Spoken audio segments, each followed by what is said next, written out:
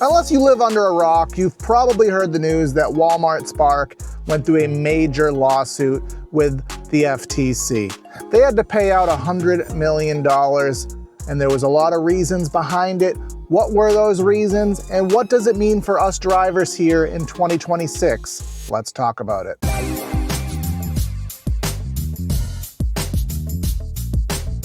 Hello, and welcome back to another Cruisin with Corey.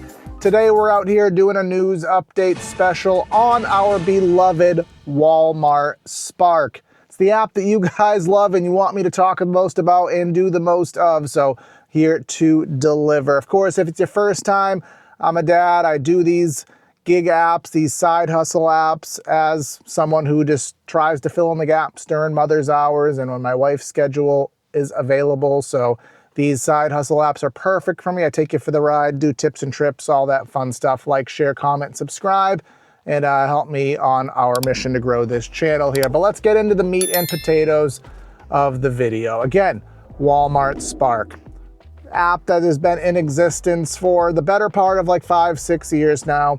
Every single one of these gig apps goes through some level of litigation, some level of lawsuit. There's class action lawsuits everywhere. I've already been in 3 of them in the last 2 years. I've already gotten 3 class action payouts. I'm in 1 right now. This is not a class action. This is something that was not brought on by lawyers. This was actually brought on by the FTC, the government, basically. Now, the reason why they were in this hot mess is mainly about 4 reasons, and this is all on the government website right now. I'll put a link to it in the description if you've missed it. You'll see a lot of news articles on it, but this is right from the horse's mouth. The number 1 reason is deceiving drivers about the amount of tips they will receive from an order.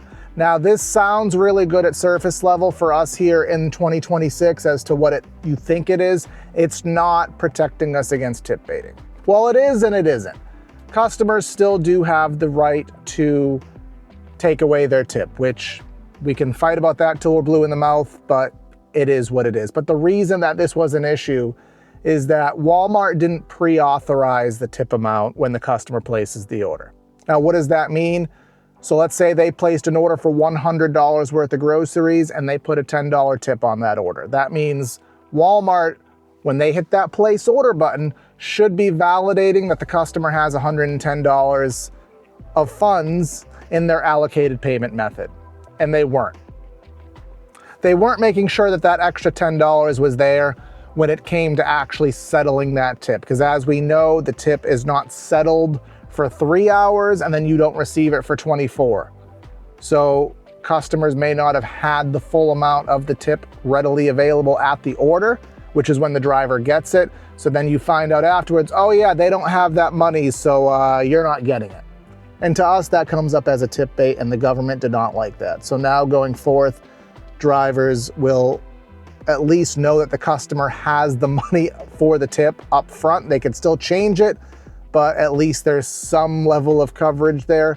The company also failed to inform drivers when deliveries were split. This is not as common, but it did happen. I have been a part of it once. You'll see a huge order going to the same house. I actually went and had this happen. Me and a buddy both delivered to the same lady's house at the same time. And there was 2, we were each separate drivers. So we were splitting the tip, but we didn't know that. Again, just transparency. That's what the government is trying to put into these apps. They're doing it very slowly, but again, this is the main one, is tip coverage, I guess we'll call it.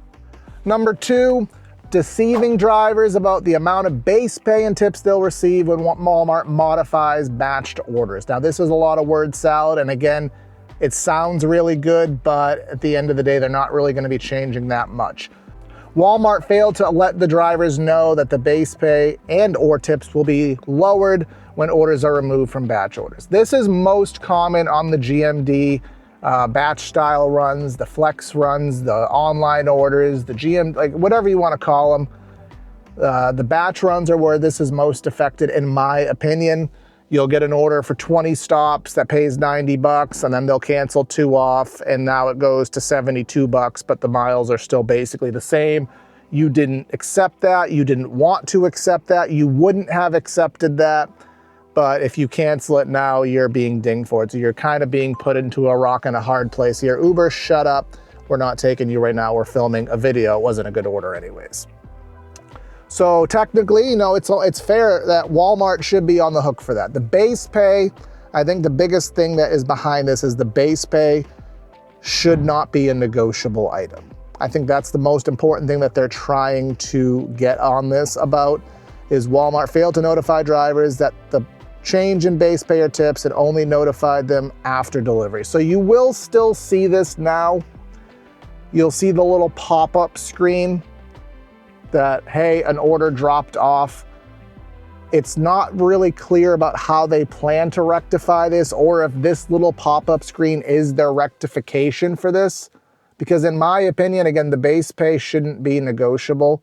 If you accept a base pay, if the order cancels off, I understand not getting the tip, but I don't understand not getting all the base pay. I consider that a cost of doing business, and they should have to eat that and still pay the initial base pay at least. I understand the tips if a curbside order drops, but Walmart should still have to pay the full base pay advertised up front and allow you to cancel the order with some kind of compensation pay and without being hit towards your cancellation metric. That's what I would like to see. I think it's the most fair situation. We'll see if anything further comes from it, but that was number 2. Number 3, misrepresenting the incentive pay. Now, it is very obvious what has already changed since this has happened, and you will see on all offers that are eligible for an incentive, you will see the little green box telling you which incentive that order qualifies for, because that obviously was a big thing. Walmart is very specific about incentives, that it might be shopping incentives, it might be incentives for certain stores at certain times, and it was very deceiving as to what was actually going to count, what you were going to get paid for. So this was a good change in my opinion. I know a lot of people with the referral bonuses were affected. They would refer friends would do orders, only to find out that the referral had to be completed by the other driver in a certain amount of time and only at certain stores. That was very deceptive. So this was also a part of it, to be very, very clear about what bonuses will actually be paid out for and what they won't be paid out for, and to remove any form of confusion. So again, this was a good change that we've already seen implemented fully without really any guesswork on that. The 4th main point behind this, and the final one, deceiving consumers that 100% of tips go to the driver.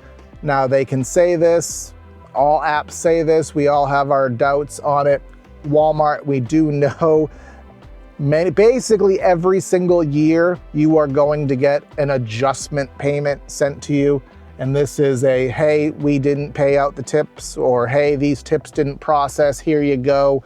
We'll throw you a couple bucks of interest. So this happens all of the time. I personally, and this is an opinion, believe that they do this intentionally. They invest that money, they put it into high yield accounts or investment portfolios, they make a big return on it, and then they say oopsie, and then send it back after they've made a profit. That's my suspicion, and I'm gonna die on that hill. But it says, despite this promise, Walmart on multiple occasions failed to provide collected tips to drivers, and they didn't refund the tip to the customer. So basically they took the money, didn't give it to the driver, didn't keep it from the customer. Both people were screwed over. So those were the main things on it. Yeah, I got this email the other day, as many people did. Now, typically, again, there was $100 million that was allocated to be paid out. $79 million was sent to the drivers directly for lost wages, tips, base pay, incentives dating back to 2021. Hold on, Corey, patience. 11 million went to certain states, because there were, I believe, 10 states that joined this directly. It didn't matter where you were from. You would have gotten something back from this if you were a Spark driver, but certain states kind of put in towards it, and they got a little bit more back. And then 10 million was kept for the FTC, the Federal Trade Commission themselves. So if I go back to that email, again, August 29th, if I date back, here is what I made As I record this video, I don't remember what it is off the top of my head, but I know it was only around 50 something bucks. I've been a Spark driver who's done well over 1,000 deliveries, closer to 2,000. I've made a ton of money on this app, and to say that I only got this amount of money for all of that hoopla that has gone on, I find quite laughable. So again, don't expect anything from this lawsuit. It's already said and done. We'll see what happens with the changes. Again, I'm waiting to see how the tips actually happen. If we see less tip baiting, perhaps. I'm waiting to see how the order adjustments go, you know, with the orders falling off, if there is any further changes to that. We'll keep an eye on that as we do our orders here, but that's, I don't want to drag this one out too long. Again, most of you already know about it.